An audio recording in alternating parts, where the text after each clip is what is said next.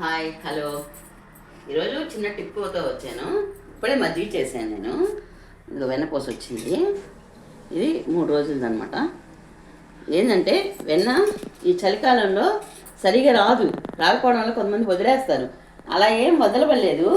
ఫ్రిడ్జ్లో ఉన్నవి అయితే బయట తీసి 3 గంటలు బయట పెట్టుకోండి. చిలకంగానే 10 నిమిషాల్లో నేను వెన్నపూస పడిపోద్ది. లేదు మాకు అప్పుడే కావాలి అనుకుంటే మీరు మోటార్ వేసినప్పుడు అప్పుడే పట్టిన వాటరు దీంట్లో పోసుకొని చిలుక్కోండి.